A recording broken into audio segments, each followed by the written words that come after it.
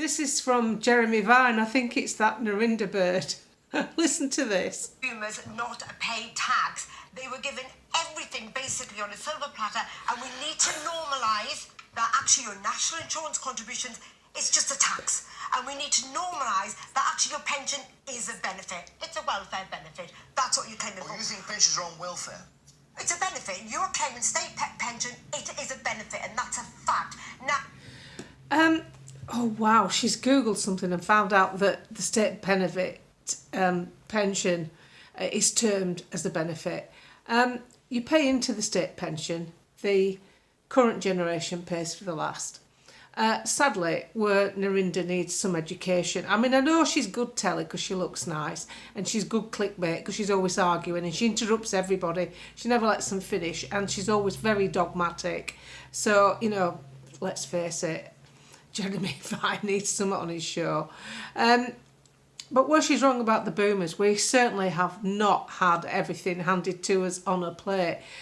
We left school earlier than most. I'm 66. I left school at 16, went and got a job, worked a full 40-hour week, continued to do so even when I worked for myself. I worked more, actually. You do when you work for yourself. And paid into my state pension, which we didn't get a choice in. We never got a choice. And the other thing that Narinda seems a bit green on is that for the women involved, the state pension was delayed a further 5 years without being informed. It's not the delay that's unacceptable, Narinda. What's unacceptable is they never told us. Now, you come from an age where everything's online and available to see and research and find out. This country, this Conservative government did this. It was Ken Clarke who brought it forward.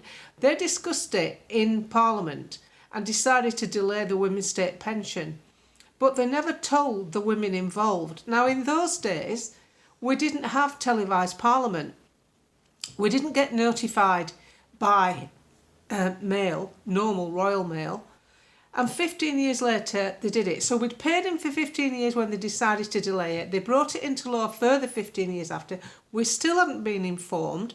And if you Google what went on with the WASPy women and why they went to court and why it got a judicial review, it's because what the government did was completely wrong.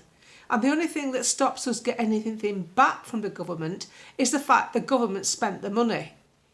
So, unfortunately, when you see a finance minister called George Osborne, who was the finance minister in office at the time, after he delayed it a further 12 months, so women my age got it delayed 6 years, not 5, he turned around at an OECD, International Finance meeting, and he said, delaying the women's state pension was one of the most lucrative things a finance minister could ever make. It dwarfed all other measures. Now, does that sound to anyone like equality, letting us catch up to the men, or does that sound like a cash grab to you? It sounds like a cash grab to me. Because a lot of these women, had they known they were going to have the pensions delayed, bearing in mind as well, we never got notified. They could have licked a stamp and written to us all. We never got notified. We never got notified after email came in. Nobody bothered to contact us. The Department of Work and Pensions put an advert in a magazine called The Lady, which was a bit snooty tooty, and people catching the bus to work and having 2 jobs and 3 kids to bring up did not read The Lady. A circulation of about 8,000. 3 million women got the pension delayed. 3 million. Many of them died before they got it. I've just got mine this year. 6 years I had to wait.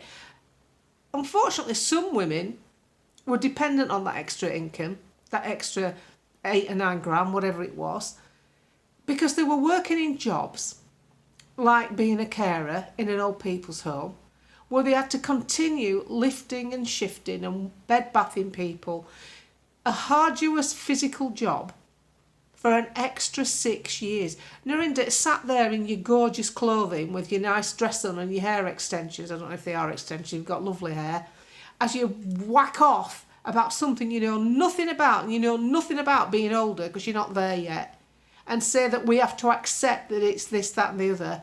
I think it's callous and inconsiderate.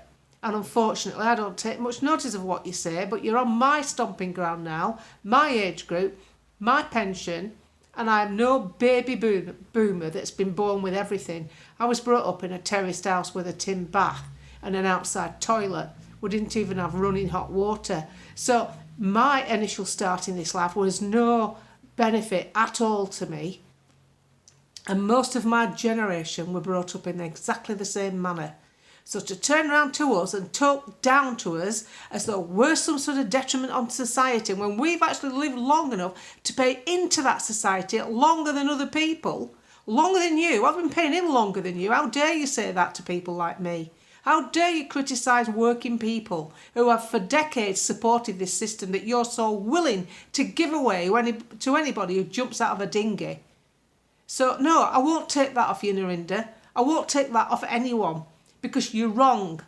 You're wrong, and what happened to us was completely immoral by a British government.